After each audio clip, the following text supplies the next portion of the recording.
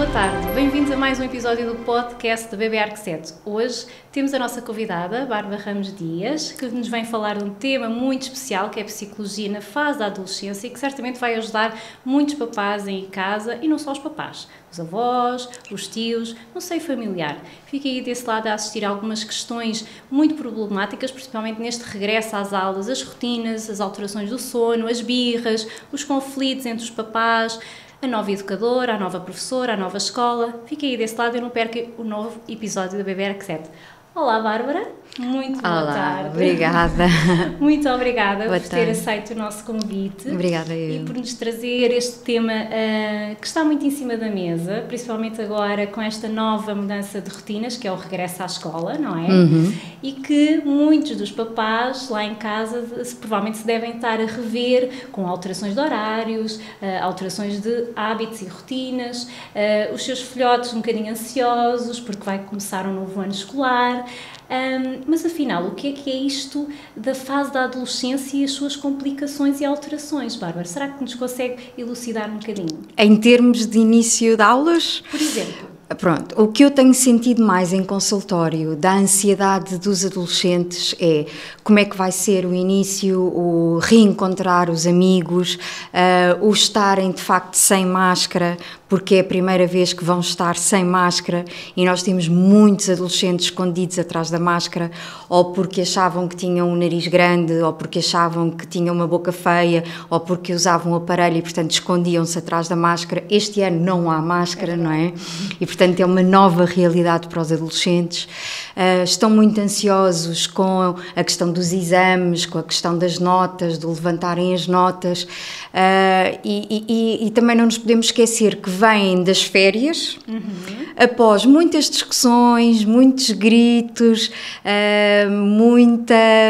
muita brincadeira também, muitas noites em claro, e portanto é preciso restabelecer regras, restabelecer rotinas, as rotinas do sono, a rotina da alimentação, ajudá-los na organização de tanto o material escolar e ajudá-los a perceber o que é que eles podem guardar, o que é para dar, o que é reutilizável, não é? Ajudar a arrumar o quarto, porque assim é muito importante eles saberem que quanto mais estiver arrumado o quarto e a secretária, melhor vai estar as suas cabecinhas, não é? Porque como se costuma dizer, casa arrumada, cabeça organizada, não é? Então se nós explicarmos isto aos miúdos, que se vocês tiverem o quarto arrumado, vocês vão ter a cabeça muito mais organizada, eles também vão estar mais tranquilos. Eu acho que há aqui uma coisa que é essencial, que é, os nossos filhos são o nosso espelho, não é? E portanto, se nós somos ansiosos, eles vão ser ansiosos. Se nós lhes transmitimos calma e segurança, então eles vão entrar com muito mais calma e segurança nas coisas. Se nós dissermos, estamos aqui para tudo aquilo que vocês precisarem. O que interessa não é os resultados, isto é o meu ponto de vista e sou mãe de 3. Para mim, o mais importante não é os resultados, mas sim o esforço. Exatamente. A dedicação. Eu não me importo que eles cheguem a casa com um 10 e que eu tenha visto que eles estudaram muito, mas se calhar importa-me se tiverem um 14 ou um 15 e nem sequer pegaram num livro, não é? É verdade. Então, é um bocadinho, também depende das regras da família. E é importante também lá em casa o estabelecimento de limites, não é? Sim. Porque a Bárbara falou que tem 3 filhos, portanto isto são faixas etárias diferentes, sexo masculino, sexo feminino, isto tudo é aqui uma alteração, porque uma coisa é falarmos se calhar para um adolescente de 10, 12 anos, outra coisa é já estarmos a falar para uma adolescente de 15, 16, portanto isso também tem influência. Sim, não só na idade, como na maturidade e ainda mais na personalidade. E, por exemplo, aqui no meu livro, no Guia de Cabeceira para Pais Desesperados, onde eu falo de 9 tipos de personalidade que nós temos, os pais conseguem perceber, através do tipo de personalidade dos seus filhos, como lidar com cada um deles. porque com uns temos que lidar de uma forma e com outros de outra, porque as nossas motivações são diferentes, os nossos medos são diferentes. Por exemplo, com uma criança entusiasta, nós temos que ter sempre aventura, brincadeira para estudar. Agora, com uma criança perfeccionista, então temos que ter tudo organizadinho. Com uma criança confrontadora, temos que ir pelo lado amoroso, porque senão ele vai estar sempre a confrontar. Então, é muito importante nós termos em ideia a personalidade da criança. E isso é algo que nós conseguimos logo assistir desde a fase 2, 3 aninhos, sim, que eles moldam ali na creche. Logo. Há aqueles mais irreverentes logo. que dizem, olha, isto até em bebê, é verdade. Não é? Eu costumo dizer que os perfeccionistas, o tipo 1, que são 9 tipos de personalidade segundo o Enneagrama, o tipo 1 perfeccionista já são aqueles bebés que estão assim sempre muito direitinhos ao colo. Portanto, nota-se logo desde bebés. Provavelmente lá em casa nem sabiam desta, eu falo por mim, eu não tinha a mínima noção deste 9 tipos de personalidade, não é? Sim, portanto, e tem sido um sucesso, e já vai também na segunda edição, exatamente por isso, porque os pais não sabiam que podiam perceber, compreender melhor e pôr-se no lugar dos filhos através de perceber qual é o tipo de personalidade, quais são os seus talentos, quais são os seus desafios e com isso ajudá-los a lidar de outra forma com a vida. Porque se eu souber que o talento do meu filho é ser divertido, então eu vou puxar muito mais por isso. Claro. Ou se eu souber que o talento do meu filho é ser mais organizado, então é por aí. Ou se é mais competitivo, então é por aí que eu vou puxar. E este livro ajuda muito a educar pelo elogio e não tanto pela crítica, como nós adultos tendemos a fazer, infelizmente. E também para lidarem melhor também com as próprias frustrações deles, não é? Dos adolescentes, porque sabemos muito bem que lá está derivado ao tipo de personalidade, quando eles têm uma fase de frustração, portanto também há que saber lidar, como é que devemos de falar com a criança, o que é que nós devemos de fazer, quais as melhores palavras, será que estou num bem ambiente apropriado para dar determinada sugestão? Portanto, fica aqui o bichinho. E que também depende do tipo de personalidade e tudo isso, porque eu depois aqui dou dicas para lidar com cada tipo de personalidade nos diferentes contextos, nas aulas, no estudo, em casa com os irmãos, com os pais, mas isso que falou agora há bocadinho da frustração, eu acho que é muito importante nós tocarmos, mas também na frustração de nós pais. Exatamente. Porque eu acho que nós pais, a maioria, coloca nos filhos uma grande extensão. Uma pressão. E uma pressão. E eles não são a nossa extensão, eles não são robôs, claro. Eles não são aquilo que nós desejaríamos que eles fossem e muito menos eles têm que ser aquilo que nós achamos que é melhor para eles. Aliás, na regra geral, eu pelo menos dou a minha opinião, o importante para mim é que a minha filha possa ser feliz no seu percurso todo. Tal e portanto, qual. É esse o meu trabalho nesse sentido. Portanto, feliz e o melhor naquilo que for, exatamente, o que conseguir, tal não é? Tal. Aliás, uma das coisas que hoje em dia são muito desafiantes para os papás, e a Bárbara, melhor do que nós, saberá dizê-lo, são os grandes desafios que se colocam a um pai, a uma mãe, a uma avó, a um familiar, nesta componente de mudança de comportamento. Porque, posso dar um exemplo muito prático, ainda há dias tínhamos um comentário de uma pessoa que dizia, pois a minha filha portava-se tão bem, excelente aluna, não quer dizer que ela não deixe de ser excelente aluna, está ali na fase dos 10, 11, 12 anos, já está a ficar uma mulherzinha, mas de repente agora chega à casa, fecha-se no quarto, pega no telemóvel, só quer redes sociais, já não conversa comigo à noite. E para os pais às vezes isso também é assim um choque, porque as coisas acontecem de uma forma repentina, não é? Sim. Como lidar com estes comportamentos? Primeiro, perceber porquê. E se nós percebermos porquê, e se nós explicarmos aos nossos filhos porquê, as coisas vão mudar. Ou seja, na fase da adolescência há uma grande diminuição da serotonina, ou seja, da hormona do prazer e do bem-estar. Então, e ainda bem, porque senão tínhamos adolescentes aos saltinhos, porque tinham chupa-chupa, não é? Portanto, faz parte a diminuição da produção de serotonina. Daí eles ficarem mais tristes, mais apáticos, mais irritáveis, com raiva, apetece-me partir tudo, odeio a minha mãe, odeio o meu pai, só quero ficar no escuro e parecem uns morcegos. Então, isto é normal. Se nós lhes explicarmos que isto faz parte, que isto é normal, faz parte do processo da adolescência e da transição da fase de criança para adulto, então eles percebem de outra forma e eles dizem-me assim, ok Bárbara, então o que é que nós podemos fazer? O que é que tu nos dizes que nós podemos fazer? Desporto. Essencialmente. A forma que nós temos para produzir mais serotonina é através do desporto e por isso, se eles fizerem desporto, vão andar muito mais bem dispostos, mais tranquilos, com mais vontade de socializar. Por isso é que durante a pandemia nós tivemos tantas crianças deprimidas, certo. Porque de repente deixaram de fazer futebol, deixaram de andar a correr, deixaram de fazer o vôlei, deixaram tudo. Conviver com as outras crianças. Sim, de conviver. E quanto a eles estarem connosco, a fazer-nos companhia ou não, também somos nós, adultos, que temos que pensar que não vamos ficar amuados com eles porque eles estão no quarto, mas sim ser mais inteligentes e pensar o que é que eu posso fazer para que eles venham para o pé de nós. E se calhar, às vezes, temos que ver aquelas séries dos vampiros horrorosas que eu brinco imenso com os meus filhos e tipo, isto é horrível, mas pronto, só para vos ter aqui ao pé de mim, eu vejo tudo o que vocês fizerem. E então, às vezes somos nós também que temos que ter essa capacidade de os chamar para o pé de nós, não é? E dizer, olha, gostava imenso de ver esta série contigo, vamos aqui ver todos, vamos fazer uma tarde de pipocas. Porque a maior parte dos miúdos o que me diz é, os pais coitados estão sempre tão cansados, dizem-nos a nós para não estar ao telemóvel, mas eles estão.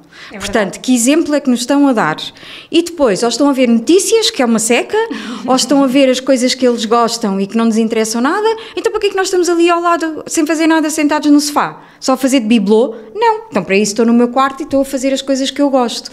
Então, nós adultos... Nós que somos crescidos, alguns de nós, não é? Eu acho que ainda sou muito criança também, que sou sempre a crescer. Mas também é bom. Também é bom. Eu sou o 7 no Enneagrama, que é o entusiasta, é a eterna criança. Mas eu acho que nos cabe a nós, adultos, ter a capacidade para os cativar, não é? Podes levar para a rua. Olha, vamos andar de skate, vai-me ensinar a andar de skate, vamos andar de bicicleta. Não temos vergonha, não é, Bárbara? De fazer claro. Essas figuras, que alguns pensam que é figuras, mas quer dizer... Para mim é brincar, eu adoro brincar. Portanto, é o momento, não é? Tal e qual. E são os momentos que ficam. Exatamente. Sim. Sabes que há muitos adolescentes que me dizem, Bárbara, eu preferia não ter tantos pares de ténis, mas fazer mais coisas divertidas que os meus pais. Eu percebo que eles trabalham muito para nos darem tudo, mas tão pouco tempo connosco. Mas o tudo às vezes não é o essencial e o principal. Às vezes? Não é? Sempre. Exatamente, porque o corre-corre não dá aquilo que é o principal, não dá o amor. Não dá o amor, atenção, o colo que é tão bom. E que eles precisam tanto. Sim, idade. Os adolescentes precisam muito de colo. Às vezes os pais dizem, não, Bárbara, já é grande, já não quer. Claro que quer. Eu não tenho um único adolescente em gabinete e tenho muitos que não saia de lá a dar-me um abraço gigante, e ainda por cima, como eu sou pequenina, levantam-me ao colo e parece o brinquedo.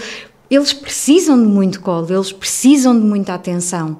E nós pais temos que perceber que se eles estão zangados, se eles estão irritados, se eles nos estão a tratar mal, é porque estão a pedir socorro. É a maneira que eles têm de fazer birra, de chamar a atenção, precisamente. Então...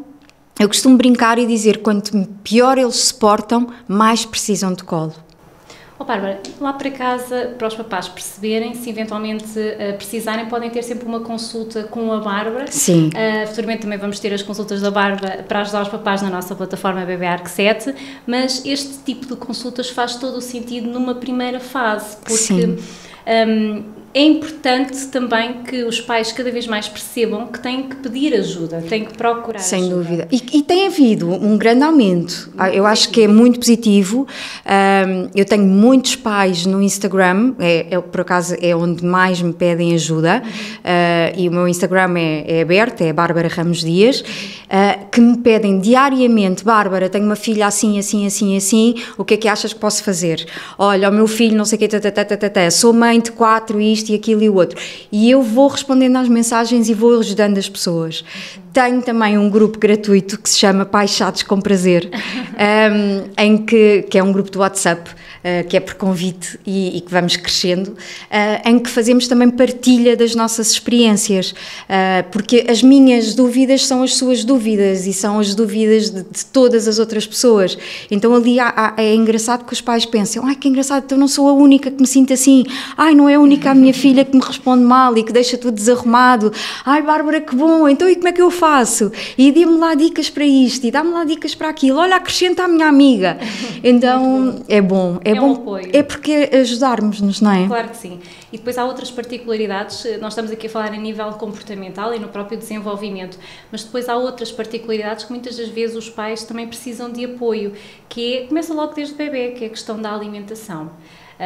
A questão da mudança, porque também às vezes temos comentários, a minha filha comia tão bem, ou o meu filho comia tão bem, e agora de um momento para o outro parece que está todo esticadinho, deu um salto, não quer comer, não quer doces, não quer aquilo, não quer brócolis, não quer batatas, não quer nada. Portanto, parece que há assim um flash em termos da alimentação que acontece ali na fase da transição, portanto ali da adolescência, e depois muda muito também se for menino ou menina, não é? Sim, para já porque nessa altura há aquela questão do corpo, não é? Do monstro do espelho, do olharem-se ao espelho e quem é aquele monstro que está ali que eu não conheço. Já não é criança, ainda não é adulto e não conheço de parte nenhuma, não sei quem é. Então aí há logo um choque de realidades, e isso eu aqui no Respostas Simples às Perguntas Difíceis dos Nossos Filhos, falo muito sobre isso, tanto a nível da autoestima, como das drogas, como do sexo, desde criança até adolescente, como é que nós podemos responder às perguntas dos nossos filhos a nível transversal, certo, com vários temas. Mas mais importante é isso, é nós percebermos que é uma fase de transição, em que eles não reconhecem o corpo, em que temos redes sociais que têm os filtros que emagrecem, que engordam, que põem a cintura mais fina, que põem não sei o quê, que não é real, certo, e eles querem ter corpos que não são reais. Então começam com as dietas tontas. Por outro lado, aqueles que têm a dieta tonta durante o dia têm a compulsão alimentar à noite e escondem os chocolates, os repousados, debaixo da cama. Depois também há aqueles pais que, preocupados, dizem, cuidado, não engordes. Os adolescentes levam isso como, o meu pai diz que eu sou gordo e que eu não posso comer, isto é horrível, então eu ainda vou comer mais. Então, eles estão perdidos, os pais estão perdidos, não é? E, portanto, quanto mais sessões destas nós tivermos para podermos ajudar os pais, é importante. E quando são pequeninos, por favor, não lhes deem tablets para as mãos. Ainda agora tive uma semana com os meus filhos de férias e todos os dias no hotel eu via os miúdos ao pequeno almoço com o tablet em frente a comerem, ao almoço com o tablet em frente a comerem. Porque assim comem tudo. Porque assim vão comendo e estão distraídos. É um grande desafio, não é, Bárbara?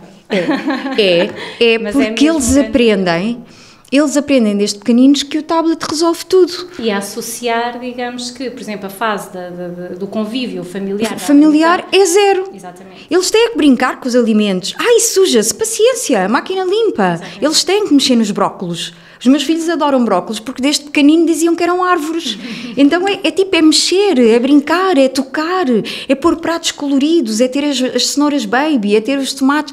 Então, se nós tivermos as coisas de forma mais divertida e mais brincalhona, conseguimos que eles também vejam as coisas de forma diferente. Agora, se nós formos muito sérios e tens de comer, e se não comeres vais ficar de castigo, e tens 10 minutos, e eu tenho pais que põem o cronómetro, tens de comer isto em não sei o quê, porque senão vais ficar de castigo.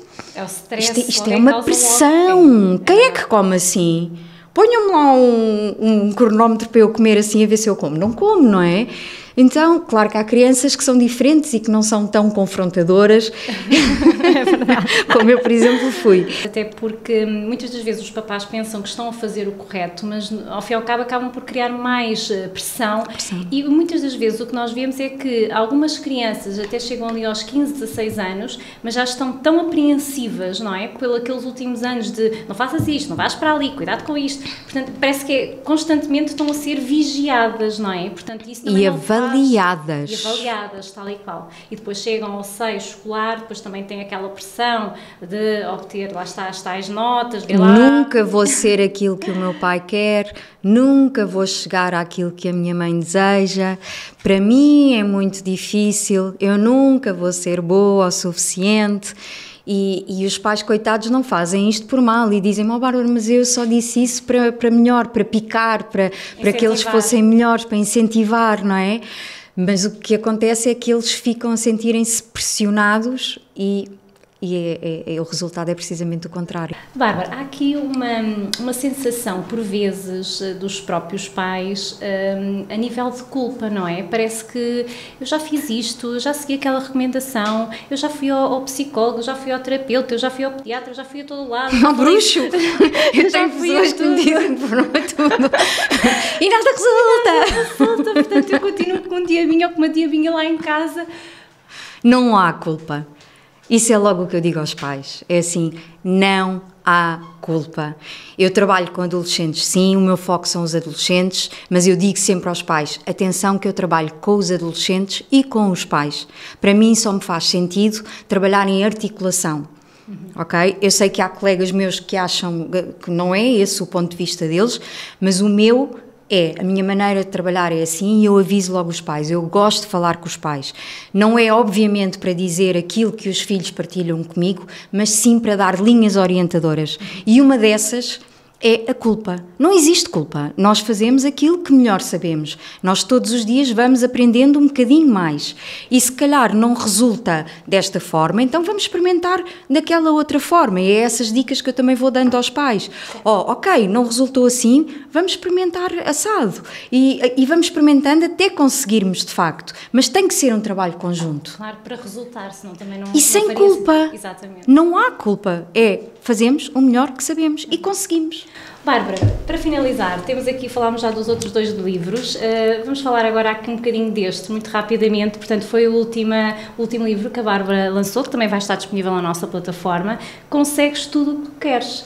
Conseguimos falar um bocadinho sobre o tema deste livro? Sim, este livro é a história verídica de uma adolescente com todos os problemas inerentes à adolescência, portanto a nível de sexualidade, das amizades, do stress na escola, os vícios, portanto as discussões com os pais, as raivas contra os pais. Então é uma história em gabinete, portanto é passada no meu gabinete e é as conversas entre mim e a Pipinha, que é a personagem da história. Tenho tido feedback muito bom.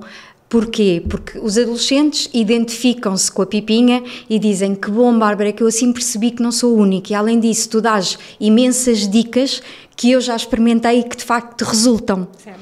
Os pais, por outro lado, também se relembram como é que era quando eram adolescentes e percebem como é que podem atuar com os filhos de forma diferente. Então é um livro super simples, de fácil leitura, porque é em discurso direto, é conversas minhas com a Pipinha, em que tem ali algumas informações para ajudar a família. A sentir-se melhor. Bárbara, há um tema também muito interessante que é a questão da dúvida de pedir ou não ajuda. Quando é que os papás lá em casa devem perceber os sinais dos seus filhos em termos comportamentais, em termos de discurso, em que, chegou a altura que vamos ter que precisar de uma ajuda especializada para nos acompanhar neste caminho? Sim, sempre que os pais virem alguma alteração no comportamento, é sinal de alerta, seja a nível do sono, ou dormirem demasiado, que é sinal de tristeza. Às vezes eles dizem: estou cansado. Não estás cansado, estás triste. O que é que se passa? Portanto, dormir até ao meio-dia... Não, quer dizer, se deitam às 4 da manhã é normal, não é? Eu estou a falar na mudança de comportamento. Sim. Passar o dia inteiro a dormir, por exemplo, já não é normal, não é? Obviamente. Ou ter insónias, ou mudanças no apetite repentinas, ou mudanças de humor bruscas, ou choro fácil, demasiado fácil, ou agressividade demasiada, ou não quererem ir para a escola, irritação,